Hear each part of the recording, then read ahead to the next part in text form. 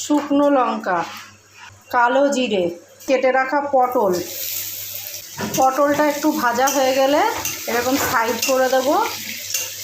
চৌকো করে কেটে রাখা পেঁয়াজ দিয়ে দিলাম আর চৌকো করে কেটে রাখা আলু দিয়ে দিলাম, ভালো করে ভেজে নেব। 4 চামচ পোস্ত দিলাম, 1 চামচ চালমগজ দিলাম, কাঁচা লঙ্কা দিলাম, মিহি পেস্ট তৈরি করে নেব। সবজিগুলো একটু ভাজা হয়ে গেলে কেটে রাখা ঝিঙে এতে দিয়ে দেবো। ঝিঙেটা দিয়েও একটুখানি আমি কষে নেব। নুন দিলাম, সামান্য একটুখানি হলুদ দিলাম। আর গ্যাসের ফ্লেমটা একদম কমিয়ে দিয়ে আর মিনিট 5 জন্য একটু ঢাকা দিয়ে দেবো।